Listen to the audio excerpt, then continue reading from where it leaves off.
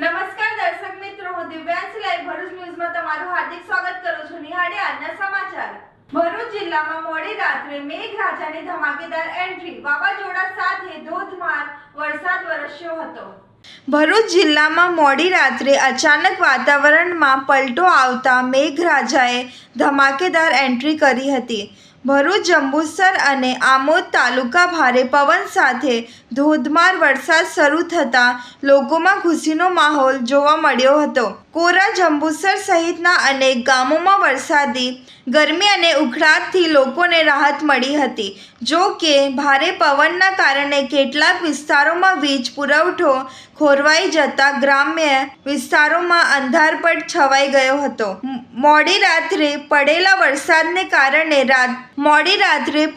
વરસાદને કારણે રસ્તાઓ પરથી પાણી ભરાઈ ગયા હતા અને વાતાવરણમાં ઠંડક પ્રસરી ગઈ હતી. હવામાનના આવેલા આ અચાનક ફેરફારે ખેડૂતોમાં પણ ખુશીનો લાગણી જોવા મળી હતી. હાલ તંત્ર દ્વારા વીજ પુરવઠો પુનઃસ્થાપિત કરવાની કામગીરી હાથ ધરવામાં આવી છે. ત્યારે આગામી દિવસોમાં પણ વરસાદી માહોલ યથાવત રહેવાની શક્યતા વ્યક્ત કરવામાં આવી રહી છે. પહેલા વરસાદે ખોલી તંત્રની પોલ. ભરૂચમાં કીચડ અને પાણી ભરાવાથી લોકો પરેશાન થયા હતા. ભરૂચ શહેરના પડેલા પ્રથમ વરસાદે જ વહીવટી તંત્રની પ્રી મોન્સૂન કામગીરીની પુલ ખોલી નાખી છે. શહેરના શ્રવણ ચોકડીથી ગયેલ કોલોની સુધીના માર્ગ પર વરસાદી પાણી સામે માટી ધોવાઈ જતા સમગ્ર રસ્તો કીચડમય બની ગયો હતો. રસ્તા પર ફેલાયેલા કીચડના કારણે અનેક વાહન ચાલકો અને રાહદારીઓને ભારે હાલાકીનો સામનો કરવો પડ્યો હતો. કેટલાક વાહન ચાલકો ગમડી પડ્યાની ઘટનાઓ પણ સામે આવી હતી, જેના કારણે સ્થાનિકોમાં રોષની લાગણી જોવા મળી હતી. બીજી તરફ શક્તિનાથ વિસ્તારમાં વરસાદી પાણી ભરાઈ જતા લોકોના દૈનિક જીવન પર અસર પડી હતી. સ્થાનિકો વહીવટી તંત્ર તેમજ ચૂંટાયેલા પ્રતિનિધિઓ સામે નારાજગી વ્યક્ત કરી હતી અને વરસાદી સિઝન પહેલાં કરવામાં આવતી કામગીરી અંગે સવાલો ઉઠાવ્યા હતા. પ્રથમ વરસાદમાં જ સર્જાયેલી આ સ્થિતિને લઈને હવે આગામી ચોમાસા દરમિયાન શહેરની સ્થિતિ કેવી રહેશે તે અંગે લોકોમાં ચિંતા વ્યાપી છે. મારું નામ વિરેન્દ્રસિંહ રાજ છે. હું નારાયણ સૃષ્ટિ સોસાયટીમાં રહું છું. અમારી સાથે જે કે આ પ્રતિનિધિઓ ઉભેલા છે, બધી સોસાયટીના પ્રતિનિધિ જ છે. આ રોડનું કામ ગોગળ ગતિએ છેલ્લા 1.5 વર્ષથી ચાલે છે. અહીંની પ્રજાની આ તંત્ર એમની ધીરજની પરીક્ષા લઈ રહેલી છે એવું લાગે છે. ધીરજની પરીક્ષા ના લે. ગુજરાતની અંદર જે કે ટ્રાઇબલ એરિયા ગણાતો હોય ને, ટ્રાઇબલ એરિયા કરતાં પણ બદતર પરિસ્થિતિમાં લોકો અહીંયા જીવે છે. પછી પબ્લિકની ધીરજની પરીક્ષા જે કોઈ પદાધિકારીઓ હોય એ ન લે એવી ખાસ એમને રિક્વેસ્ટ છે. કારણ કે બવડામાં જિલ્લા પંચાયતની કચેરીમાં, કલેક્ટર કચેરીમાં, તાલુકા પંચાયતની કચેરીમાં કોઈ કચેરી બાકી નથી જ્યાં બધા પબ્લિકનું ડેલિગેશન જઈને રજૂઆત ન કરી હોય. એનું કોઈ રિઝલ્ટ આવતું નથી. એટલે એક જ વિનંતી છે, પબ્લિકની ધીરજની પરીક્ષા ન લે, નહીં તો પછી અધિકારીઓને ભોગવવું પડશે. ભરૂચ નીલકંઠેશ્વર મહાદેવ મંદિરે અધિક માસના સોમવારે ભક્તોની ભારે ભીડ ઉમટી પડી હતી. ભરૂચ પાવન સસીલામાં નર્મદા તટે જાડેશ્વર ખાતે આવેલ ઐતિહાસિક શ્રી નીલકંઠેશ્વર મહાદેવ મંદિરે અધિક માસના સોમવારે ભક્તોની ભારે ભીડ ઉમટી પડી છે. સમગ્ર મંદિર પરિસર ઓમ નમઃ શિવાય અને હર હર મહાદેવના શંખનાદ તથા જય ઘોષથી ગુંજી ઉઠ્યો છે. અધિક માસના પવિત્ર દિવસોમાં મંદિર શ્રદ્ધાળુઓથી ઉભરાઈ રહ્યો છે. આ નિમિત્તે નીલકંઠેશ્વર મહાદેવ મંદિર ટ્રસ્ટ મંડળ દ્વારા વિશેષ પૂજા અર્ચના, રુદ્રાભિષેક અને રોજીદી ધાર્મિક પારાયણ સહિતના વિવિધ આધ્યાત્મિકતા કાર્યક્રમોનું સુંદર આયોજન કરવામાં આવ્યો છે. સમગ્ર માસ દરમિયાન અહીં ભક્તિમય માહોલ જળવાઈ રહેશે. આ પવિત્ર સ્થાને માત્ર સ્થાનિક જ નહીં પરંતુ સમગ્ર ગુજરાત અને અન્ય રાજ્યોમાંથી પણ ખૂબ જ મોટી સંખ્યામાં શિવ ભક્તો દર્શનાર્થે આવી રહ્યા છે. રોજબરોજ ઉમટતા હજારો શ્રદ્ધાળુઓ પતિત પાવની માં નર્મદા પવિત્ર સ્નાન અને દર્શન કરી ત્યારબાદ નીલકંઠેશ્વર મહાદેવના ચરણોમાં શીશ ઝુકાવી ધન્યતા અનુભવી રહ્યા છે. અધિક માસને પગલે મંદિર પરિસરમાં ભક્તિનું અનોખો મહેરામણ જોવા મળી રહ્યો છે. ભરૂચમાં માનવતાને શરમાવે તેવી ઘટના સામે આવી છે.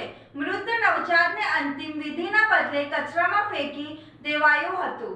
ભરૂચ શહેરના મારવાડી ટેકરા વિસ્તારમાં શુક્રવારના રોજ એક શ્વાનના મોઢામાંથી મૃત નવજાત બાળક મળી આવતા ભારે ચકચાર મચી ગઈ હતી. ઘટનાની તપાસ દરમિયાન ચોંકાવનારી હકીકત સામે આવી છે.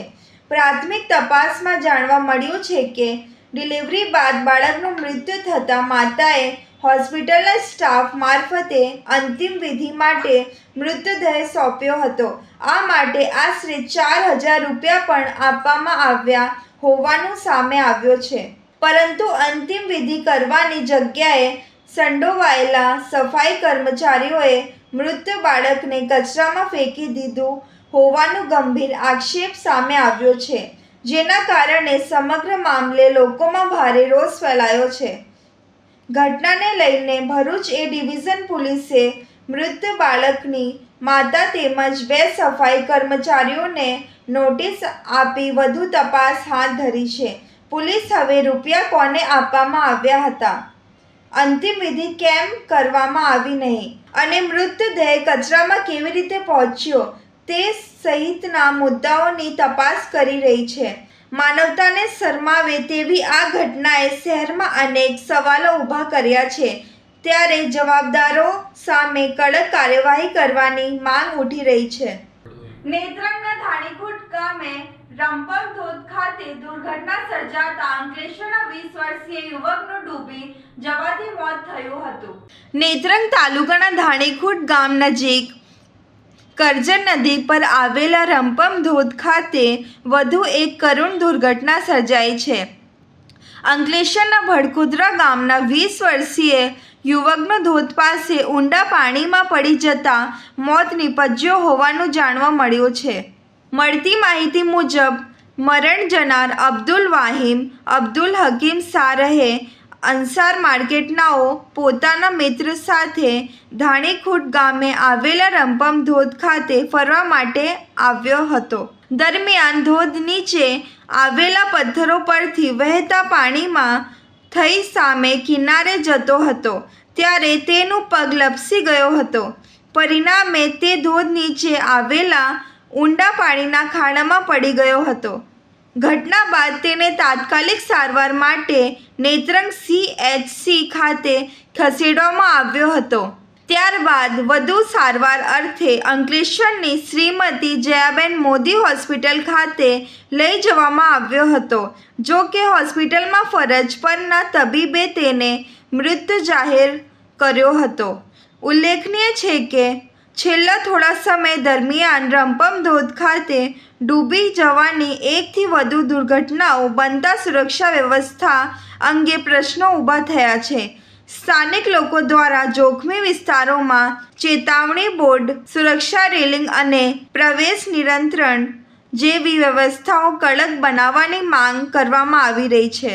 અંકલેશ્વરના અવાદર પાટિયા પાસે અજાણ્યા વાહન ચાલકે બાઇકને ટક્કર મારી ફરાર થઈ ગયો હતો. અંકલેશ્વર ઝઘડિયા GIDC રોડ પર અવાદર ગામના પાટિયા પાસે ગત તારીખ 12મી મેના રોજ સાંજના અરસામાં પસાર થઈ રહેલા 27 વર્ષીય અક્ષય વસાવાની બાઇકને અજાણ્યા વાહનના ચાલકે ટક્કર મારતા ગંભીર ઇજાઓના કારણે અક્ષય વસાવાનું મોત નિપજ્યો હતો. જો કે વાહન ચાલક અકસ્માત સર્જી વાહન લઈ ફરાર થઈ ગયો હતો.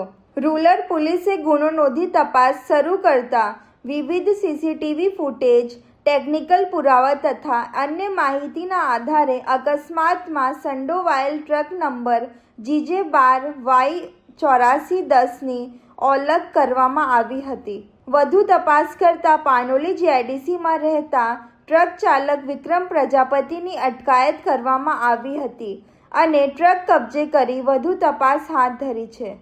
અંકલેશ્વર રોશની એસ્ટેટમાંથી જીઆઈડીસી પોલીસે એલ્યુમિનિયમના પાઇપના ટુકડા સાથે એક ઇસમની અટકાયત કરી હતી. અંકલેશ્વરના ભડકુદરા પાસે રોશની એસ્ટેટ પાસેથી જીઆઈડીસી પોલીસે એલ્યુમિનિયમના પાઇપના ટુકડા સાથે એક ઇસમની અટકાયત કરી કાયદેસરની કાર્યવાહી હાથ ધરી છે. અંકલેશ્વર જીઆઈડીસી પોલીસનો સ્ટાફ પેટ્રોલિંગમાં હતો તે દરમિયાન ભડકુદરા ગામની રોશની એસ્ટેટ પાસે સદગુરુ ટ્રેડર્સની બહાર એક ઇસમ શંકાસ્પદ ભંગારના જથ્થા સાથે ઊભો હોવાની બાતમી મળી હતી. જે મળેલી બાતમીના આધારે પોલીસે નોબલ માર્કેટમાં રહેતા હાસિમ માજીદ શાહ પાસેની 3 બોરીમાં તપાસ કરતા એલ્યુમિનિયમ પાઇપના ટુકડા મળી આવ્યા હતા. પોલીસે તેની પાસે બિલ માંગતા તેણે રજૂ ન કરી સંતોષકારક જવાબ આપ્યો ન હતો. પોલીસે ₹39,000ની કિંમતનો ભંગારનો જથ્થો જપ્ત કરી તેની અટકાયત કરી વધુ તપાસ હાથ ધરી છે. અંકલેશ્વરના જીઆઈડીસી પોલીસે જુગાર રમતા 4 જુગારીઓની ધરપકડ કરી હતી. અંકલેશ્વરના સારંગપુરની આદર્શનગર પાછળ રેલવે ટ્રેક પાસેથી જીઆઈડીસી પોલીસે જુગાર રમતા 4 જુગારીઓની ધરપકડ કરી ₹26,500નો મુદ્દામાલ જપ્ત કરી કાયદેસરની કાર્યવાહી હાથ ધરી છે. અંકલેશ્વર જીઆઈડીસી પોલીસ મથકના સ્ટાફને પેટ્રોલિંગ દરમિયાન જુગાર અંગેની મળેલી બાતમીના આધારે સારંગપુરની આદર્શનગર પાસે રેલવે ટ્રેક નજીક રેડ કરતા જુગાર રમતા ગિરજેશ દીક્ષિત, દીપક મનોજસિંહ, સુખરામ બિંદ અને વિજય ગુપ્તાને ઝડપી પાડ્યા હતા. પોલીસે સ્થળ પરથી રોકડા ₹11,500 અને 3 અંગે મોબાઈલ મળી કુલ ₹26,500નો મુદ્દામાલ જપ્ત કરી કાયદેસરની કાર્યવાહી હાથ ધરી છે. આ હતા આજના સમાચાર. નવા સમાચાર સાથે ફરી મુલાકાત લઈશું. ત્યાં સુધી જોતા રહો લાઈવ ભરૂચ ન્યૂઝ. નમસ્કાર.